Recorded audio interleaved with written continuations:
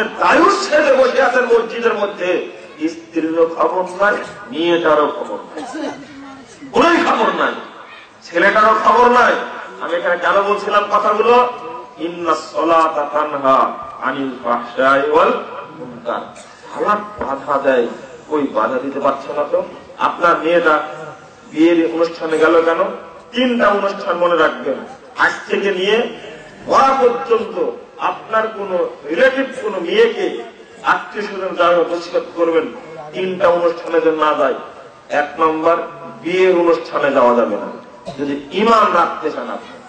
কারণ 1 সপ্তাহ থেকে বাড়িটা হিন্দুদের মতো আলোকসজ্জা করা হবে, হিন্দি গান বাজানো হবে, নারী পুরুষ একসঙ্গে রাত যাপন করবে আর নাচানাচি করবে ন্যাংটা হয়ে। এটা হলো মানে ইহুদি খ্রিস্টান মুশরিকদের বিবাহ। এই বিবাহে কোন মুসলমানের বাচ্চা যেতে পারে না। কেন যাবে এটা? এটা যদি নাও হয়, অন্তত গায়ে হলুদের অনুষ্ঠান তো হয়। কি গায়ে হলুদের অনুষ্ঠান বুঝেন না মনে? আপনারা খুব ভালো মানুষ, এই এলাকায় হয় না? এই যে বন্ধুরা এসে একটা মেয়েকে হলুদ মাখায়, মুখে গালে মুখে মাথায় মাথায় কত আনন্দ করে, এই জাহেলি বিয়েতে আপনি যাবেন? আপনার মেয়েকে আটকে রাখুন, দেখবে যে খানার অনুষ্ঠান চলছে, এমন অবস্থা নারী পুরুষ একসঙ্গে, যত বড় গহনা ওর বাপ দিয়েছে, ওর স্বামী যত দিয়েছে, ওর বাপ যত দিয়েছে, সব বাপকে শুধু না দিয়েছে, সব গহনা পরে ও পরীর মতো সেজে ও কোথায় যাচ্ছে? দায়ুস খুঁজতে আপনি ইন্ডিয়া গেছেন, আপনি দায়ুস আপনি নিজেই, দায়ুসের সঙ্গে আপনি বুঝেননি। আপনি সালাত পড়েন কেন?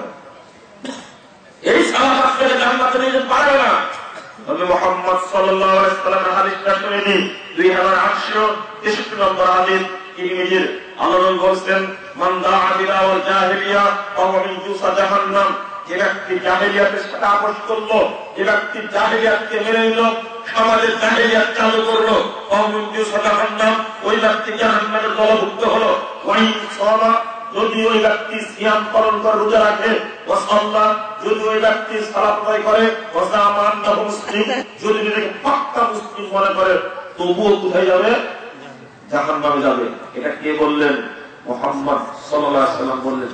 তাহলে আপনি একটু হিসাব করুন, আপনি একটু বুঝেন আপনি জাহেলিয়াতের সাথে আপোষ করলেন কেন।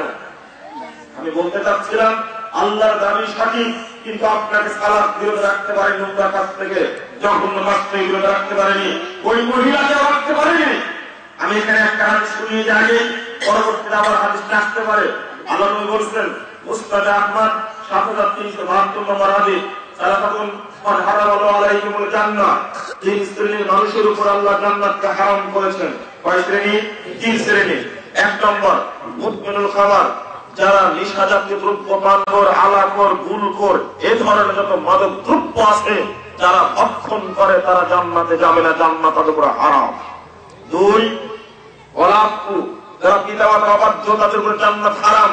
3, অদায়ুস আল্লাযী কুরিহা আল খাবাত, ওই দায়ুস ব্যক্তির উপরে জান্নাত হারাম, যে ব্যক্তির পরিবারে বেহায়ায় ভর্তি হয়েছে, পর্দার গোষ্ঠী নেই, এই ব্যক্তি হলো দায়ুস। আপনাকে বলছিলাম এতক্ষণ, একটু পরে আপনার স্ত্রীকে বলবে ইনশাআল্লাহ। এখানে বলতে চেয়েছিলাম কেন সালাত কবুল হয় না, একটা পয়েন্ট ছিল, তাই না? জি, আপনার সালাত কবুল না হওয়ার মৌলিক 3টা কারণ। এই যে সালাত কাজ করতে পারছেন, আপনার জীবনে 30 বছর যাবৎ সালাত আদায় করছেন, আবার সুদ খাচ্ছেন, ঘুষ খাচ্ছেন। একটা মহিলা, আপনার বাড়ির মহিলা, ও সালাতও আদায় করে আর পেট পিট বের করে, আবার বাড়ির বাইরে কাজও করে, পুকুরে ন্যাংটা হয়ে গোসলও করে না? আপনার দেশে করে না, আমাদের রাজশাহীতে এই মহিলা বেশি আছে। পুকুরের গোসলটা এখন কমে গেছে, তবে বাজারে যাওয়া বেড়ে গেছে। এতদিন গ্রামের লোকগুলো দেখতো, এখন গোটা বাজারের লোকই দেখ। বুঝেননি আপনি? পুকুরে বলে বলে পুকুরে গোসল করা কমেছে, পর্দার জন্য কেন কমেনি? কাপড়ের জন্য কমেছে। ওরা গোসল করে বাড়িতে টিউবওয়েলে, আমি টিউবওয়েল পুঁতে আমি গোসল করবো, এটা পর্দার জন্য না।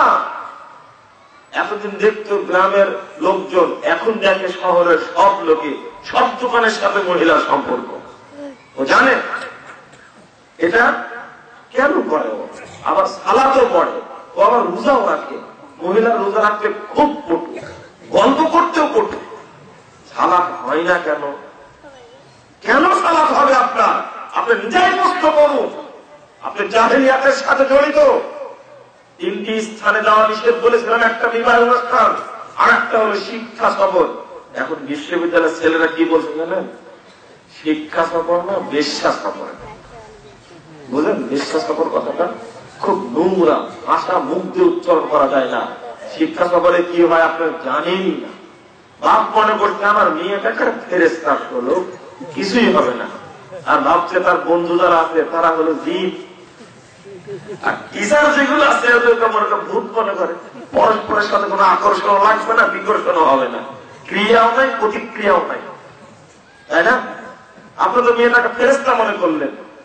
যখনই ও বাসে উঠেছে শিক্ষা সফরে যাওয়ার জন্য, রাত্রিতে রওনা দিয়েছে শিক্ষা সফরে যাচ্ছে বন্ধুদের সাথে, উঠার সময় ওর পোশাকটা চেঞ্জ হয়ে গেছে। আপনি জানেন না, ওই পোশাক আপনি জীবনেও দেখেন। আপনি কিভাবে ঈমান আনলেন? আমি বলিনি যে আপনি বিশ্ববিদ্যালয়ে পড়ান না, আপনার মেয়েকে পড়ান, কাছে রেখে পড়ান। এ আমানতদারিতার দায়িত্ব নিবে।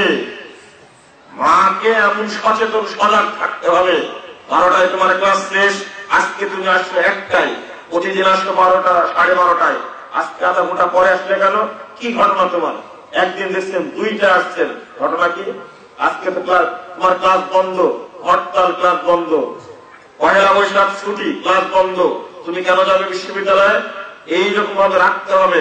দুনিয়াতে এখনো মহিলা আছে মাস্টার পাস কেন, কলেজে পড়তে না পড়তে, ও এসএসসি পাস করতে না করতে সম্পর্ক হয়ে গেছে, ওর বাপের বিয়ে দেওয়া আর প্রয়োজন হয় না। এরকম আছে না?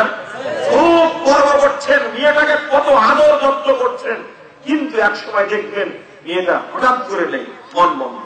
কি ব্যাপার? তখন কি বলছেন জানেন? যে